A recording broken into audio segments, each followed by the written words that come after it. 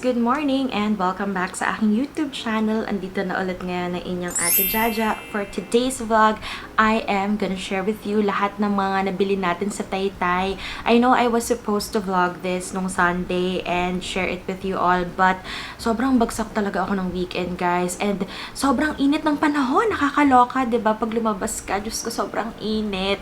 So please make sure na uminom kayo ng madaming water, stay hydrated talaga kasi grabe, summer na beshies. But anyway, going back, so yun, i-share ko sa inyo yung mga nabili ko. Again, yung total ng napamili ko sa Taytay was 2,000 pesos. So, meron itong pambahay, meron dress, may pang-office. So, yun. Hindi na ako magta-try on haul. I was supposed to do the try on haul, but sobrang dami pang gamit dito sa bahay and wala akong mahanap na perfect na spot para sa try on haul. But comment down below if you like those kind of vlogs. But as of now, papakita ko lang sa inyo yung mga nabili ko. Hindi ko pa siya nalalabhan, so don't judge. Next week ko pa, actually, yeah, nakaschedule ako ng laundry this week. But, yun, yung iba naman kasi dito, hindi ko pa talaga susuotin. Excited lang ako mamili ng mga damit. Anyway, eto na, papakita ko na sa inyo yung mga nabili ko, beshies. Ito na, yung malaki nating bag. So, ito rin yung ginamit ko sa pamimili ng mga damit. So, sobrang random nito ha, as in hindi ko pa siya naaayos, beshi. So, pagpasensyahan nyo na, kung ano man yung mabunot ko dito, yun na yun. Anyway, let's start off first with, of course, every time na pupunta ako ng Taytay, hindi pwede ang hindi ako bibili ng mga pambahay. So, let's start first with our pambahay. So, yan, meron tayong dalawang shorts dito, magkaibang color.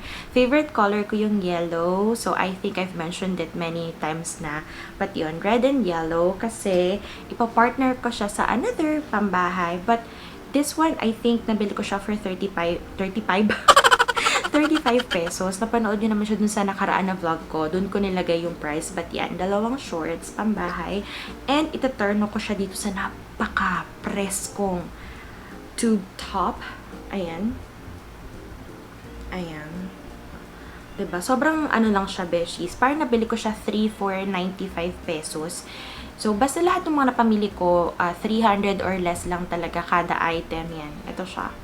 Yung tube top. Siyempre, meron tayong parang red dish. And my favorite color, look! Ayan. Parang siyang crop top. Kasi sobrang init talaga ng panahon, guys. At saka, yung mga press ko, of course, yung ating bibilihin na pambahay. Anyway, for our next batch, we have also shorts. This one is also 35 pesos, but plain color lang siya. Meron din siyang pocket sa dalawang side. So, ayan, we have pink. Ayan, pink. And we also have, oh my God, sobrang tingkad nito. We have neon color. I feel like for summer, perfect talaga kapag mga neon yung colors. And of course, our favorite color, we have yellow. 35 pesos lang din siya, beshies. Actually, pwede na to pang labas. Hindi lang siya pambahay. Maganda yung tela niya. Makapal siya. Ayan, compared dun sa una kong pinakita. This one you can use kapag mag-jogging kayo or kaya lalabas kayo or kaya mag-grocery. Yun. Pwede siya pang labas. Medyo, I think makikita lang dito yung yung underwear nyo. But, yun, make sure na lang siguro magsuot kayo ng cycling or anything na plain color or like seamless na black or nude yung color. But yeah, this one's good. Another pambahay. I think mostly talaga ng mga nabili ko is pambahay. Nung pumunta kami, kasi doon, Easter Sunday, and sobrang aga pa siya. So, I don't know if dahil Easter Sunday, kaya maraming closed na store, or dahil mga before lunch pa kami pumunta, kaya medyo mas marami pang store yung closed. But anyway, ito, another pambahay, color black. Actually, baliktad pala siya. Let me change this. Ayan. Diba, presko ng mga pambahay na ganito. Ayan, 35 pesos lang din to, beshies.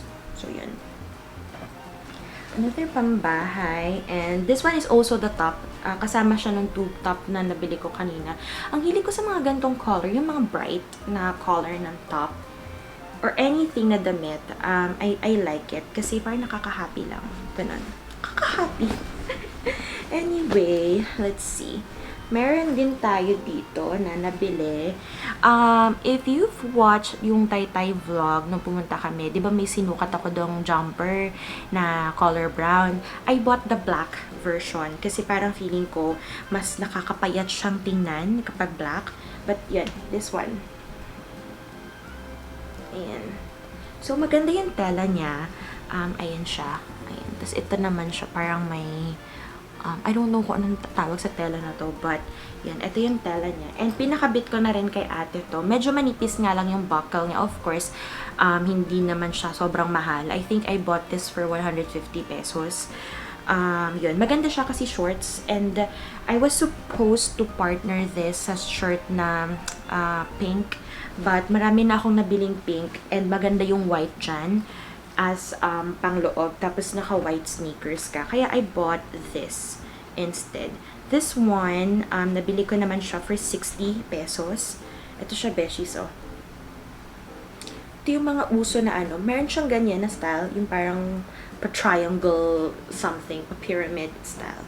Yung cute nitong pink na to, super presko rin niya na, nasuotin. So, perfect siya dun sa, sa jumper.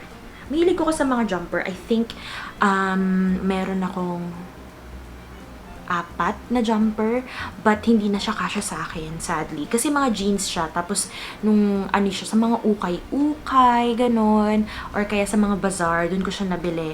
I'm trying to still lose a lot of weight.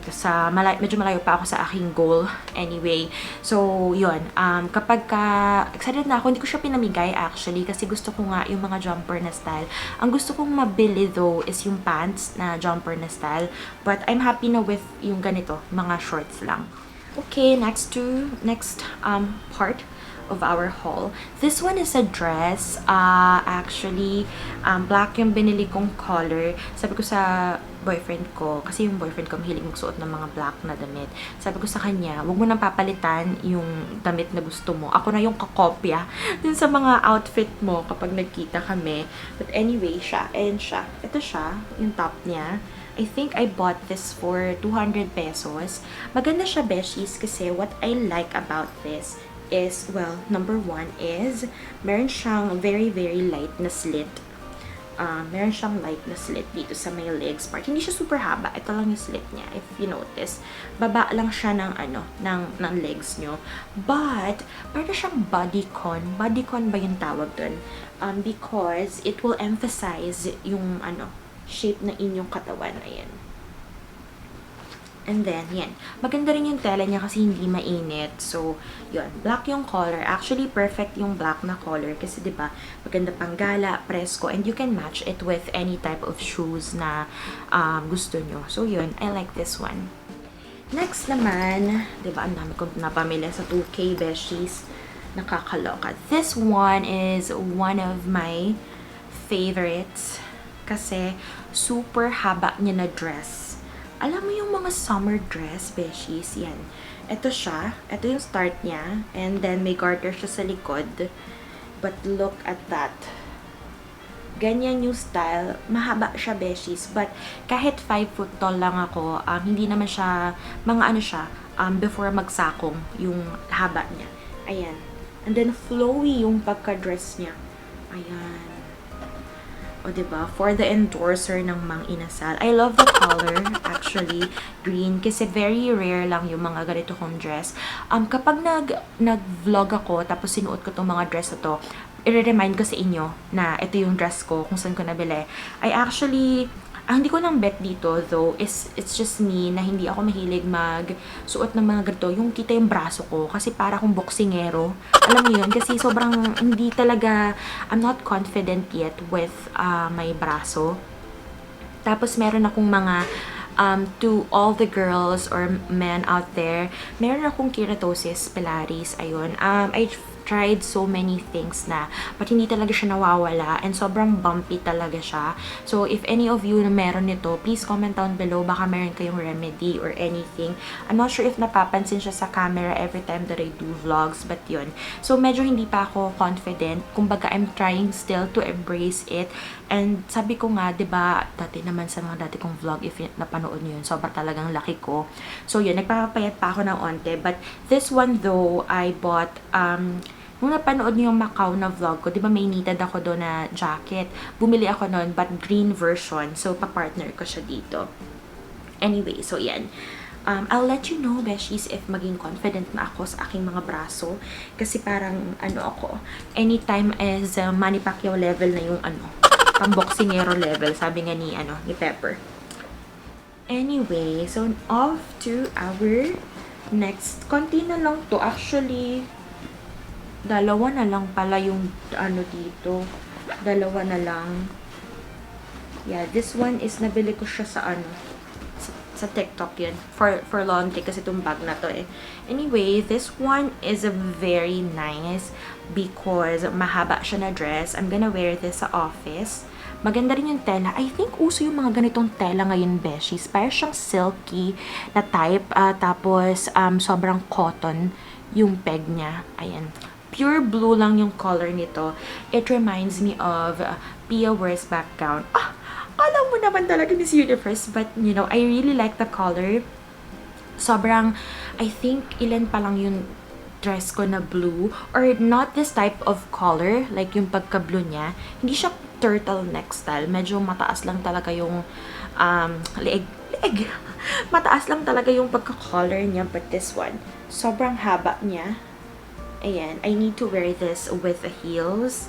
But yan, ito yung kamay niya. Medyo mahaba din. Mga ganito ko siya. Kasi hindi naman ako mahabang tao. Hindi naman mahaba yung kalis ko.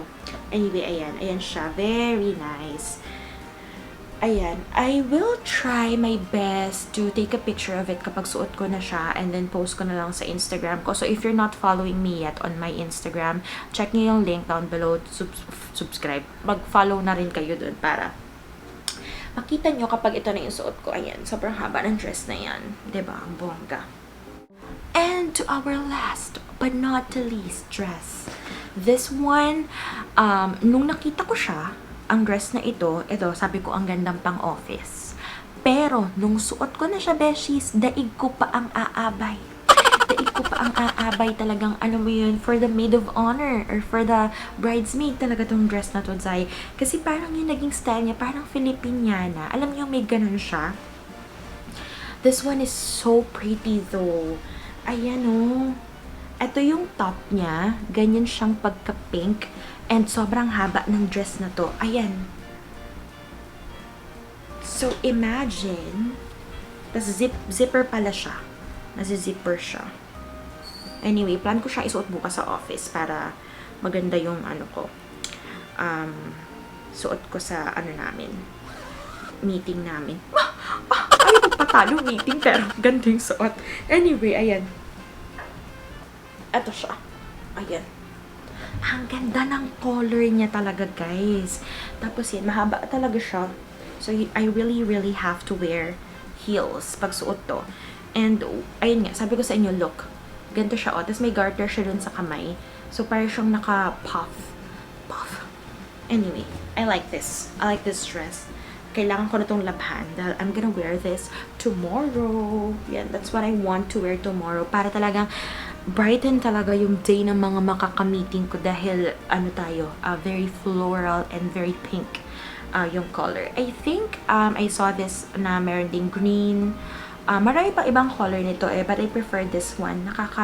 Nakaka-bridesmaid talaga yung niya, atake niya.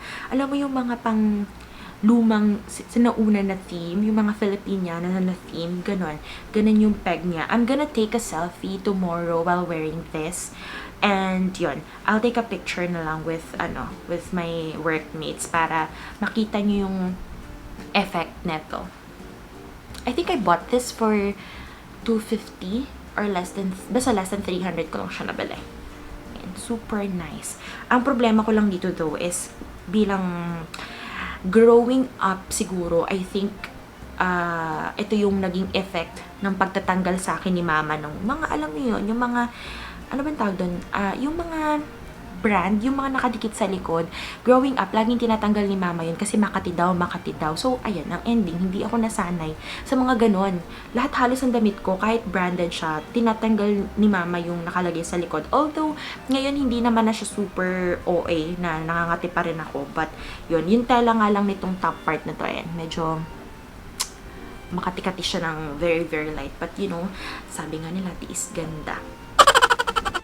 That's it for today's haul, beshi. So, di ba, ang dami kong napimili sa halagang 2,000 pesos. So, I really like Taytay. Kaya lang talaga, ang problema ko lagi dun is malayo yung biyahe ko. Parang siguro pag nag-joyride ako, mga 300 pesos, one way pa lang. But anyway, so kung pupunta naman kayo dun, make sure na marami na kayong papamilihin or alam mo yun, para sulit yung punta nyo. Or dun sa mga merong may mga business, may mga clothing business, marami pa rin akong nakita dun na doon namimili ng mga damit, and it's really worth it. Kasi sabi ko nga, beshi, sa halagang 2,000, imagine kapag pumunta ako ng mall, ano na lang mabibili ko sa 2,000, right? Onti na lang, siguro isang damit lang yon or dalawang damit. And to me kasi, let's support the businesses din ng mga nag-work sa Taytay, yung mga gumagawa ng damit, yung mga nagbibenta doon, yung mga maliliit na lang business, let's support them as well. Kasi talagang the quality is really parang mall level na. So, marami pa kayong makikita doon, you know, and sabi ko nga, highly recommended ako. I will never get tired of going sa Taytay. Kasi talagang, I like yung mga damit nila doon. Pwede kang may pang office, meron din silang mga pang swimming, meron din silang mga pang lahat ng pwede. Underwear, anything, jacket, you know, pang aura, pang TikTok, anything that you want, meron sila doon ng mga klase ng damit. And of course, food trip din. Kasi marami mga pagkain na open doon. Kasi kagaya nga nung last na vlog ko, diba, nag-kwek-kwek pa kami doon. So, happy naman siya. Anyway, thank you again for watching. Do not forget to hit like and subscribe sa aking YouTube channel. Follow and like my Facebook and Instagram page as well. Ang link ay nasa description down below. Stay safe sa inyo at sa inyong buong family. God bless us all. And see you on my next vlog.